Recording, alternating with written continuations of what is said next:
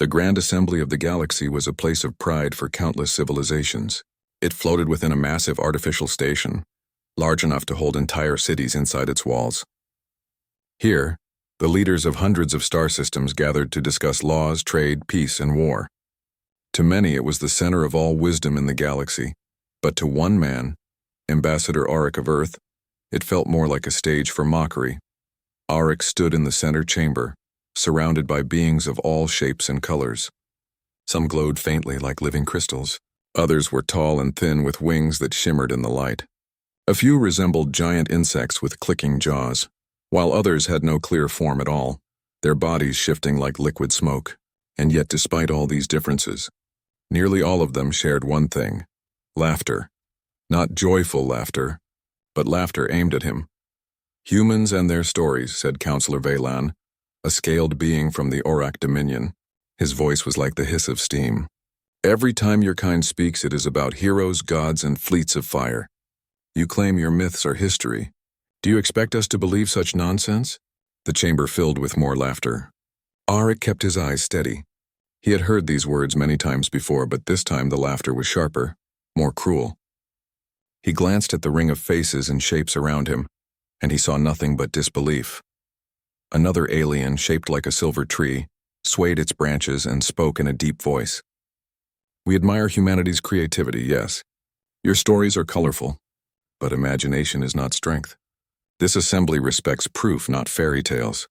Auric took a breath. He had trained for this moment. He wore no weapon, no armor, only the simple dark uniform of Earth's delegation. He knew most in the chamber already considered his people too young, too small, too weak to be important in galactic affairs. Earth had only been a spacefaring world for less than 2 centuries. Compared to ancient empires that had sailed the stars for tens of thousands of years, humanity was a child, yet children grow. Auric raised his voice so it carried across the hall. "You may laugh. You may call our myths childish. But I ask you, why do the same stories appear in every age of human history? Why do songs from 10,000 years ago match the patterns found in carvings and even in our earliest star maps? These are not inventions. They are warnings left for us." A ripple of murmurs spread through the chamber. Some were dismissive, others curious. Counselor Veylan hissed again. "Warnings? You speak as though your world was chosen by destiny. That is arrogance." Auric shook his head. "Not destiny. Memory." For a moment, silence followed his words. Then a new wave of laughter broke out, louder than before. A creature of mist and eyes drifted forward, its voice echoing like whispers in a cave. "You humans always seek to place yourselves at the center of the universe. You believe your stories matter to us? Look around, Ambassador. Countless worlds tell tales. Only yours insist they are true." Auric's hands tightened at his sides, but his face stayed calm. He had promised himself not to lose control. He remembered the words of his grandmother, who had told him stories by the fire when he was a child. Stories of shining ships in the night sky, of guardians who swore to protect Earth until humanity was ready to stand alone. At the time, they had felt like fairy tales. But the older he grew, the more he saw connections between those tales and strange patterns hidden in human history. "Believe what you wish," Auric said firmly, "but our myths are not dreams. They are signals passed through generations, and they speak of a time when darkness will come again. On that day, the fleet will awaken." The assembly erupted into chaos. Some shouted, others laughed harder, a few demanded silence. The speaker of the assembly, an ancient being with 6 eyes and a voice like thunder, finally brought the noise under control. "Ambassador Auric," the speaker said, "you have spoken your claim. It is entered into record. But this council does not exist to debate human fairy tales. Unless you bring evidence, physical testable evidence, your words carry no weight." Auric bowed his head slightly. He had expected this. Evidence was already being gathered back on Earth. Strange artifacts unearthed in caves, ancient songs hiding coded star charts, signals buried in the background noise of the cosmos. But none of it was complete enough yet to convince the assembly. "Not yet, I understand," Auric said. "But remember my words when the sky darkens." With that, he turned and walked from the chamber. The laughter followed him like a shadow. Outside the great hall, the corridors of the station stretched in endless arcs, filled with light from suns captured in energy prisms. Auric moved through the flow of beings with his aide. A young woman named Mira, She was pale and slim, with sharp eyes that always seemed to notice details others missed. "They never take us seriously," Mira whispered as they walked. "Sometimes I wonder if it's even worth attending these councils." "It is worth it," Arik replied quietly, "even if they laugh. One day they will remember these words." Mira hesitated. "Do you really believe the old stories, sir? About the fleet?" Arik slowed his steps. He looked through the transparent wall out into the stars. The galaxy stretched endlessly before them, filled with both wonder and danger. He thought of Earth, so small compared to these great civilizations. He thought of the ancient carvings, the strange songs that matched constellations, the symbols that only now made sense with modern science. "Yes," he said finally. "I believe. And I believe the time is coming when belief will no longer be needed." Mira said nothing, but her eyes widened slightly. Back in the assembly chamber, the alien counselors continued to laugh and speak, but not all of them were laughing. Among the Orc delegation, a younger member leaned close to Vaylon. "Counselor, what if the human is right?" Vaylon hissed in annoyance. "Do not be foolish. Their species is young. Their myths are stories to comfort children." "But," the younger alien insisted, "many of their tales match old records we have dismissed as anomalies. Could it be that—" "Silence," Vaylon snapped. "I will not hear it. Humans are storytellers, nothing more." Yet the young alien remained uneasy. Something about the human's calm voice, his steady eyes, his lack of fear, it lingered in their thoughts. Far away, on Earth itself, a group of scientists in a deep mountain lab gathered around a glowing screen. They had just deciphered an ancient pattern from a forgotten temple. It was not random decoration. It was a signal, and it pointed to the stars. The lead scientist whispered, "If this is true..." Then the ambassador's words were not just stories. The myths were beginning to speak. And though the assembly laughed, the galaxy had just taken its first step toward remembering a truth long buried. The wind howled outside the mountain lab, carrying flakes of snow across the narrow cliffs. Deep within the rock, safe from storms and prying eyes, a team of human scientists worked day and night. Their research was not only for Earth but for all of humanity. They believed that the old myths carried secrets, and every new piece of evidence seemed to confirm it. Dr. Leon Chen, a quiet woman with sharp features and steady hands, leaned over a carved stone tablet. The tablet had been found in a desert ruin, far older than any known human civilization. Its symbols looked like stars arranged in strange patterns. At first, her colleagues thought it was simply decoration.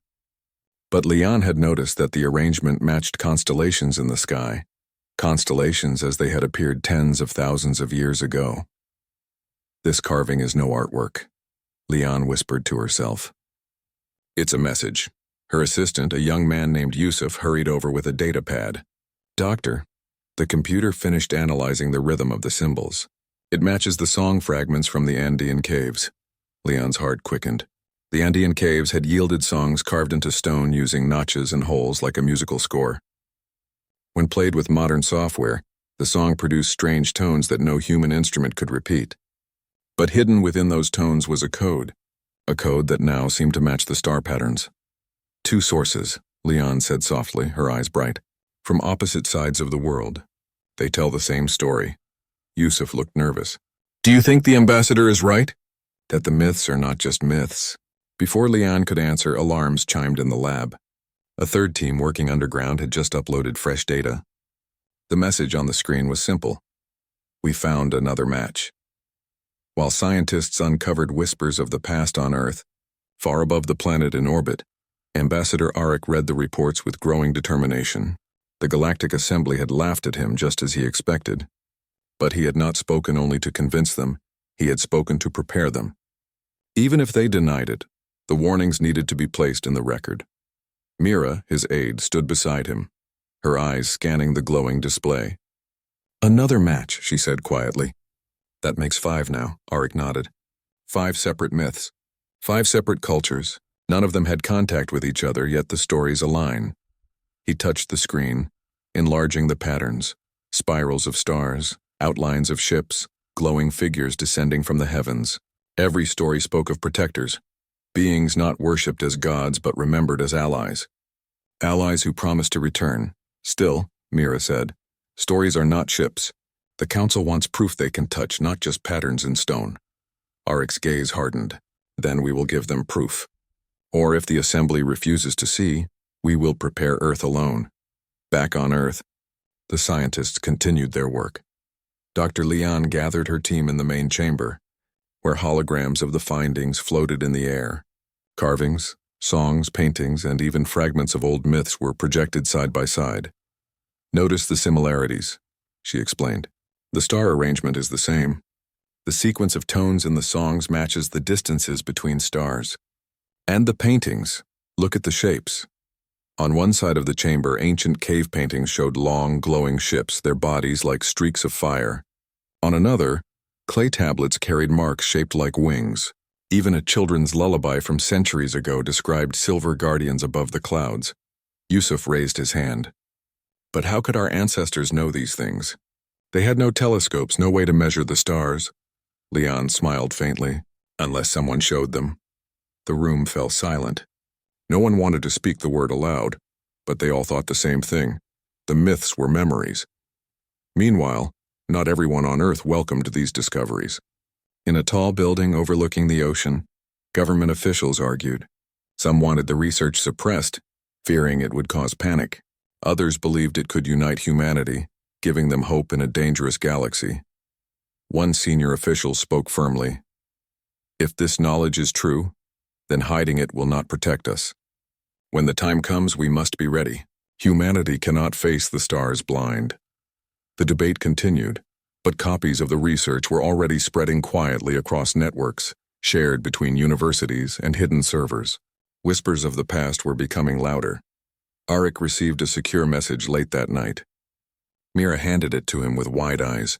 It's from Dr. Lian Chen, she said. Arik read the report carefully.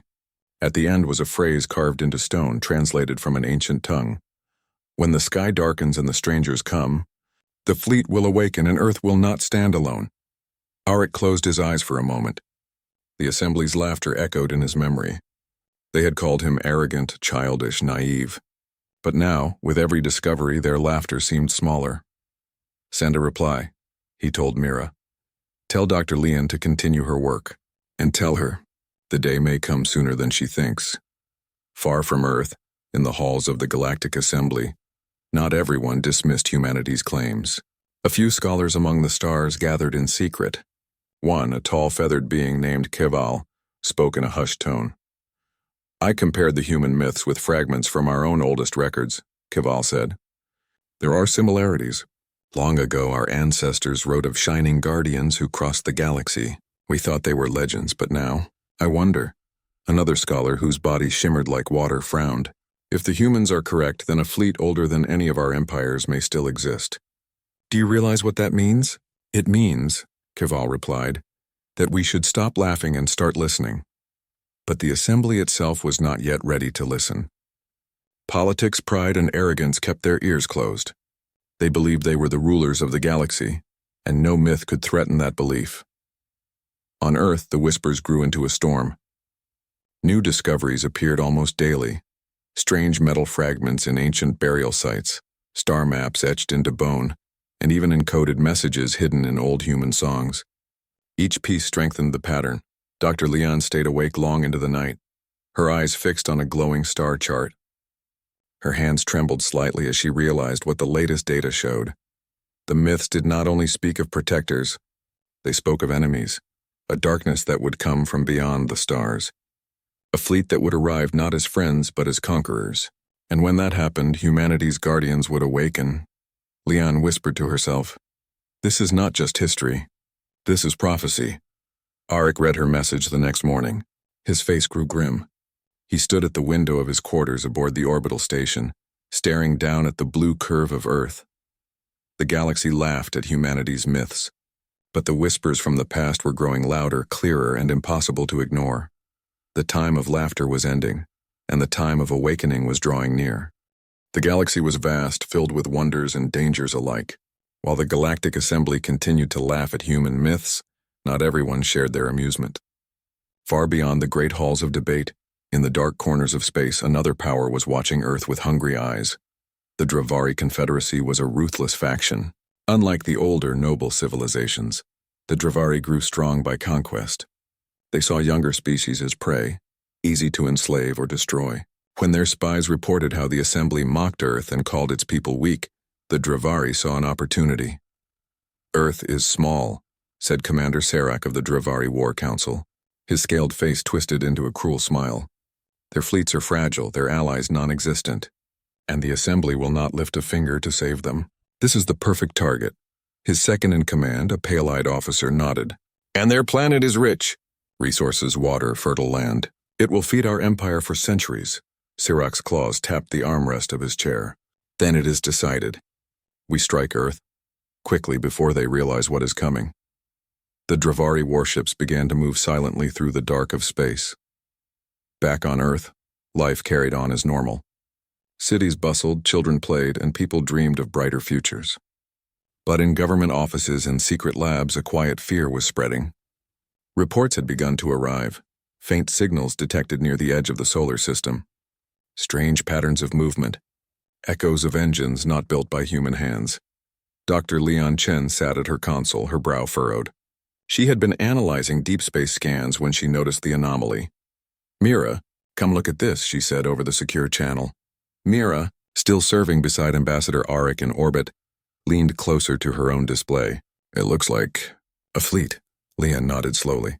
"A fleet moving with purpose. Not explorers, not traders. This is military." Arik, who had been listening, closed his eyes. The words of the myths returned to him. "When the strangers come, the sky will darken." He whispered, "It has begun." The Galactic Assembly met again. Arik stood once more in the center of the chamber. His voice was calm, but his eyes burned with urgency. "Members of the Assembly, I bring evidence of hostile forces moving toward Earth. We do not ask for charity. We ask for acknowledgement. If our world falls, the balance of this region will shift." Laughter rose again, though softer than before. Counselor Valen sneered. "More human myths? Perhaps your songs now predict fleets in the sky?" Arik projected the data into the air. Energy signatures, engine trails, precise coordinates. The chamber grew quiet for a moment, but then a voice called out, "Many fleets move across space. This proves nothing." Another added, "Even if it is true, why should we risk ourselves for a minor species?" Arik stood tall. "Because today it is Earth, tomorrow it may be you. The Dravari will not stop with us." The Speaker of the Assembly raised a heavy hand. "The matter is noted, but intervention requires consensus. And there is no consensus," the gavel struck. The debate was over. Arik walked out of the chamber with Mira at his side. His face was hard, his step steady. "They will not help us," Mira said bitterly. "No," Arik replied. "We stand alone, just as the myth said we would." On Earth, preparations began. The small human fleets were recalled to orbit. Factories worked day and night to produce more weapons and defense systems. Young pilots volunteered in numbers greater than expected. Fear had spread, yes, but so had determination. In one hangar, Captain Elias Vargo inspected his squadron. He was a tall man with gray in his hair and eyes that carried both fatigue and fire. "Listen," he told his pilots. "We may be outnumbered, but we are not helpless. This is our home. If we fall, there will be no second chance. Remember your training. Remember your families. And remember this: humanity has always stood against the dark. We will do so again." The pilots raised their voices together. "For Earth." The hangar shook with the sound. Meanwhile, Dr. Leon worked tirelessly.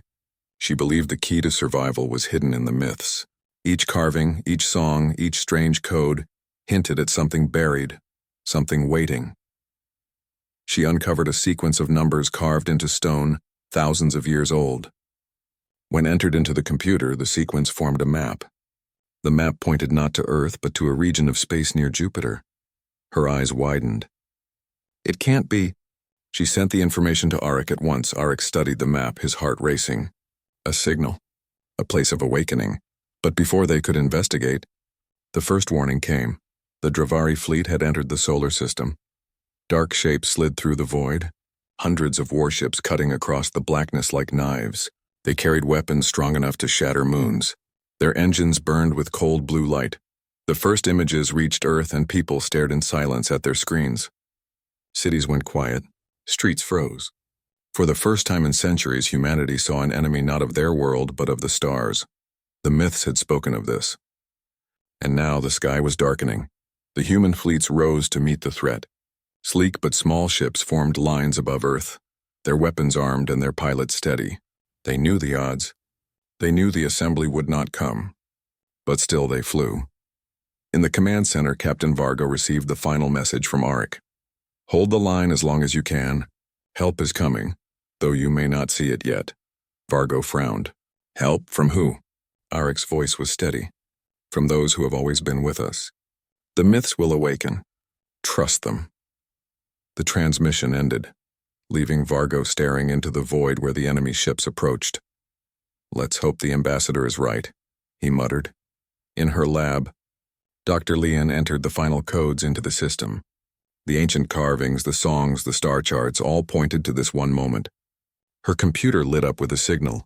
She whispered, "If the myths are true, then awaken." Far above, near the orbit of Jupiter, something stirred. Hidden for millennia, dormant structures began to hum with power. The silence of ages broke as energy pulsed through vast unseen engines. But on Earth, no one knew yet.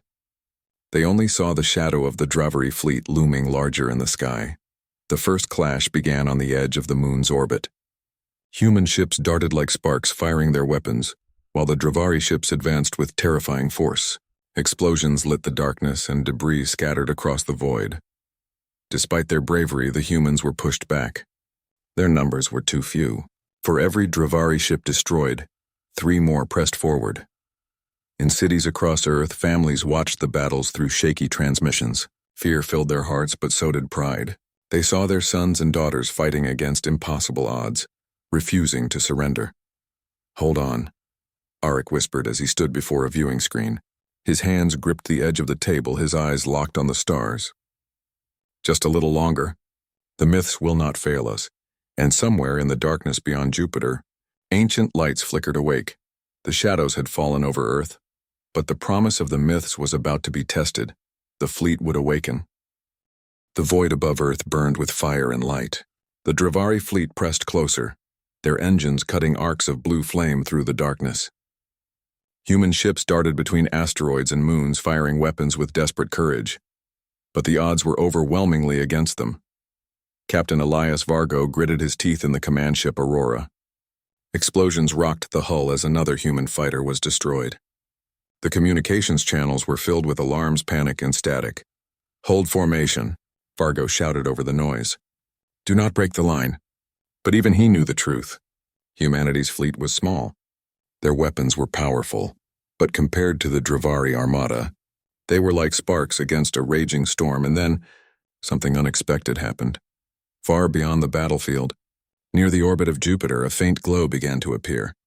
It was subtle at first, a shimmer in the darkness like sunlight reflecting off ice. The scientists at Dr. Lian Chen's lab noticed it immediately. Lian's eyes widened. It's them, she whispered. The fleet. It's awakening.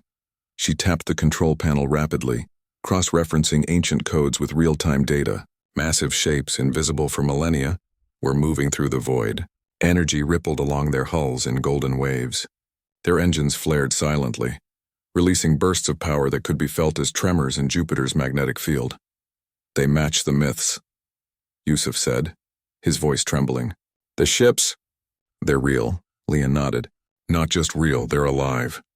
Back above Earth, Arik watched the first sensors pick up the shapes. The readings were impossible. Enormous ships unlike anything in the galaxy emerging from hidden points in space.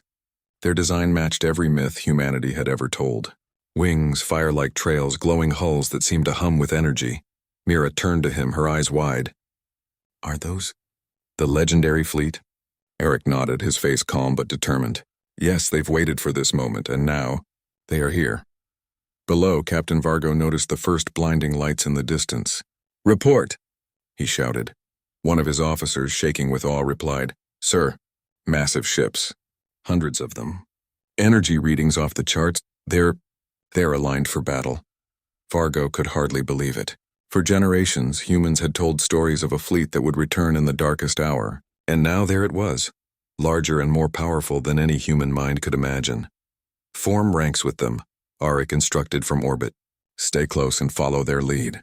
The awakening fleet moved with perfect coordination. Each ship seemed aware of the other's movements, turning and firing in flawless unison. When the Dravari first noticed them, a wave of disbelief spread across their fleet. Commander Serac hissed in anger. "What is this? They cannot be real. The humans lied." But it was too late. The golden ships surged forward, their energy shields absorbing the Dravari weapons as if they were toys. Then with a sudden flash, beams of light struck the enemy, disabling several warships instantly. Explosions bloomed in the void like silent flowers of destruction. The human pilots watched in awe and relief. Their own weapons now seemed small, almost insignificant next to the overwhelming power of the ancient fleet. "Stay in formation," Vargo shouted. "Move with them!" The human ships flew alongside the awakening fleet, learning their patterns, copying their maneuvers, and gaining confidence with each passing moment. Back on Earth, people stared at their screens as the battles unfolded above. Cities went silent, then erupted into cheers. Humanity was not alone. The myths were true. The guardians of the stories had returned. Dr. Lian Chen watched the display, tears streaming down her face. "They're protecting us, just like the legend said," Yusuf whispered. "We always doubted. We laughed at the stories ourselves, and now I see the truth." Across the globe, scientists, pilots, and civilians alike felt a surge of hope. The darkness was vast, but humanity's allies were greater. The Dravari fleet tried to regroup, their ships firing with unmatched aggression. Yet every attack was met with countermeasures the humans could barely comprehend. Energy beams folded around the Dravari ships, deflecting projectiles. Invisible fields slowed enemy engines, and the golden ships moved with intelligence, striking with precision that no mortal mind could match. Commander Serac roared in frustration. "What is this sorcery?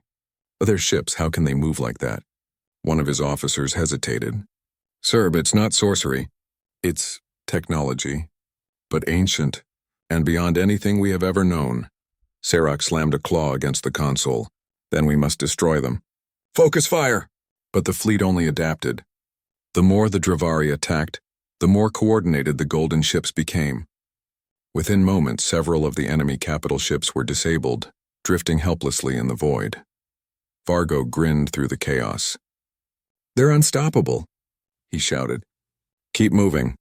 In orbit, Auric felt a strange connection to the fleet, as if each ship recognized his presence, responding not just to the humans' commands, but to the faith and courage they carried. It was a bond older than memory, older than history. "They've been waiting for this moment," Auric said softly. "They've waited for us to stand together." Mira looked at him. "Do you think they were always meant to return when humanity needed them?" "Yes," he said, his eyes on the stars. "Our myths are not just stories. They are promises. And promises are never broken." The battle continued for hours. Human and Dravari ships danced through the void. But the turning point came when the Golden Fleet unleashed a maneuver so precise it seemed like choreography. With blinding energy, the fleet created a barrier, trapping the Dravari vanguard between layers of shields and beams. Every attempt to escape was countered. Every attack was met with perfect defense. One by one, the enemy ships fell, disabled or destroyed. Human pilots were amazed. They had fought bravely, but this was beyond anything they had imagined. Their allies were not only real, they were unstoppable. "Focus on support," Vargo instructed. "Keep the fleet supplied and cover our retreat if necessary." But the human pilots knew deep down that the tide had changed. The legends had come to life. Meanwhile, Dr. Lian Chen analyzed the energy patterns of the fleet. She realized something astonishing. The ships were not just weapons. They carried knowledge, power, and history. Every pulse of energy seemed to carry messages, lessons, and memories of past civilizations. "It's more than a fleet," she said in awe.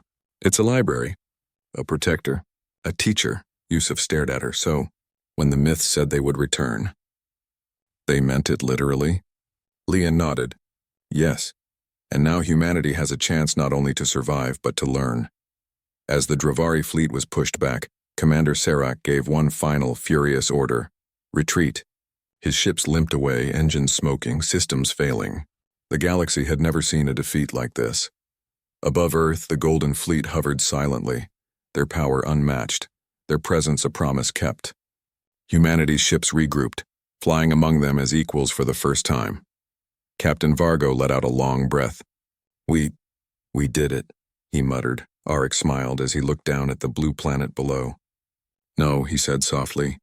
They did it. They have always been here, watching, waiting, for us to believe. Mira placed a hand on his shoulder. And now the galaxy will finally see what humans are capable of. The golden ships shone brighter, as if acknowledging their return. The myths were no longer stories. They were reality. The battle was won. The Dravari had been defeated, or at least repelled. And humanity, small and young, had stood alongside legends of the past. The awakening fleet had returned, and the galaxy would never underestimate humans again. The stars above Earth shone like jewels after the battle. The Dravari fleet had retreated, their forces shattered and humiliated. In the silent vastness of orbit, the golden ships of the awakening fleet hovered, their power undeniable. For the first time in history, humans could look into the void and see allies waiting to guide them. Ambassador Arik stood on the observation deck of the orbital station, Mira at his side. Below them, the human fleets regrouped, tending to the damaged ships and sending messages of triumph to Earth. For the first time, the planet seemed united, a single heartbeat of hope and pride. They're quiet now, Mira said. Why aren't they talking to us? Arik shook his head. They've always been this way. Guardians do not speak unless it is necessary. They watch. They wait, and now they are ours to learn from. On Earth, cities erupted in celebration. People poured into streets, waving flags, cheering, and embracing one another. Generations had grown up hearing the myths, believing them to be stories, imagining heroes that may never exist. And now, the stories were real. Dr. Lian Chen joined a special council assembled by Arik. She carried data from her lab, projections and recordings of the fleet's energy patterns. This is beyond any technology we have ever known, she said. These ships are ancient, yes, but they are also alive in a sense. Their systems respond to human intent, to our courage and resolve. They adapt, learn, and protect, Arik nodded. Then our job is simple. We must prove ourselves worthy of their trust. Humanity has survived the first test, but now, we must learn. In the orbital command center, Captain Elias Vargo and his pilots watched the Golden Fleet closely. The ships moved in silence, but their energy readings showed subtle changes. Shields pulsed, engines hummed, and occasionally a ship would adjust its position, almost as if acknowledging the humans flying alongside it. Do you think they'll let us board them? One young pilot asked nervously. Vargo smiled faintly. If the myths are true, yes, but only when we're ready. Right now, we fly together, and that is enough. The human ships had gained confidence. What had once seemed impossible, the idea of standing against an overwhelming enemy, was now reality. They moved with courage, guided by legends come to life. The Dravari, meanwhile, had returned to their own territory, humiliated and shaken. Commander Sarak faced a council of warlords, their voices rising in anger and disbelief. How could this happen? One hissed. Their planet is insignificant. Their fleets are tiny. Yet we were crushed. Sarak clenched his claws. The humans are not what we believed. Something ancient returned to fight for them. Their myths were true, another warlord groaned. We underestimated them. That mistake will cost us dearly in the future. And in that moment, the Dravari began to see humans in a way no one else in the galaxy had, worthy of caution, worthy of respect, and possibly dangerous beyond imagination. Back on Earth, Dr. Lian Chen and her team began to study the Golden Fleet more closely. Even their simplest observations revealed knowledge that could transform humanity. Energy manipulation far beyond current science, materials that could withstand impossible forces, star maps that led to hidden regions of the galaxy. Each ship is a library, Leon told Arik during a private meeting. They contain the history, the technology, and the wisdom of civilizations long gone. They waited for us, and now they are opening their secrets. Arik's eyes gleamed. Then we must honor them. We must use this knowledge to protect Earth, to help humanity rise, and to explore the stars responsibly. Leon nodded. Yes, in the assembly. They will have to see that humans are no longer a minor species. We are a force to be respected. Mira watched the ships in orbit with quiet awe. Do you think the galaxy is ready for this? She asked. After centuries of mocking humanity, Arik smiled faintly. They will have no choice. We are no longer just humans on a small blue planet. We are the heirs of something older, stronger, and wiser than anyone imagined. The galaxy must recognize that now. Below them, the people of Earth celebrated. But the true excitement was in the knowledge that humanity had allies unlike any in history. Guardians who had waited in silence for millennia were now here, guiding the next chapter of human history. The Golden Fleet remained in orbit for several weeks, allowing humanity to learn, explore, and train. Pilots flew alongside the ships, engineers studied the materials, and scientists began decoding the systems. Every interaction revealed a new layer of knowledge, but also a lesson. The fleet demanded courage, intelligence, and unity. Captain Vargo took his squadron on a practice mission alongside the fleet. The ships moved like one entity, weaving through asteroid fields and energy storms. Human pilots followed, learning to anticipate the ship's maneuvers, understanding patterns that were centuries ahead of their own technology. One young pilot, barely 20 years old, laughed in disbelief. "I can't believe this is real." "We're flying with legends," Vargo nodded. "Believe it. And remember, legends are only legends until someone proves them true." In the Galactic Assembly, news of the awakening fleet spread like wildfire. Members who had once laughed at Auric's claims now whispered in awe. Kival, the feathered scholar, addressed a secret council. "Humans? They are no longer a minor species. They commanded a fleet older than most empires, and they survived. They have awakened something that belongs to the galaxy as much as to themselves." Another counselor added, "Perhaps we were too arrogant. Perhaps we underestimated a species capable of growth, of courage, and of holding to promises older than our records." The Assembly would have to reconsider its stance. Humans were no longer a curiosity. They were a rising power, guided by ancient allies and capable of feats no one had predicted. On Earth, children looked up at the stars with wonder. For the first time, the myths their grandparents had told were not stories but truths. Songs sung by generations, tales of shining ships in the night sky, and legends of protectors were alive above them. In one small village, an elderly storyteller watched the night sky. "I told you," he whispered to the children gathered around him. The stories were never lies. They were waiting for the right time, and now, that time has come. Across continents, people felt a shared pride, a collective memory of courage and hope. Humanity had survived against impossible odds, guided by legends that were finally revealed to be real. Auric and Mira watched the Golden Fleet from orbit one last time, before it began to explore further regions of space. Though powerful, the fleet remained silent, patient, and protective. "They will go where they are needed," Auric said, "and we will follow, learn, and protect Earth in their absence." "This is only the beginning," Mira smiled. "The myths were true, and humanity has grown into them." Auric looked out at the stars, golden reflections dancing across his eyes. "Yes, and the galaxy has learned a lesson. Never mock the myths of a young, determined species, especially when those myths carry the truth of ancient power." Below, Earth thrived. Above, the awakening fleet shone like a promise fulfilled. And for the first time in history, humans were no longer alone. They had allies, knowledge, and the courage to step into the stars as equals among the great civilizations of the galaxy. The age of mockery was over. The age of respect and perhaps fear had begun. Humanity's new dawn had arrived, and this time the myths would never be forgotten.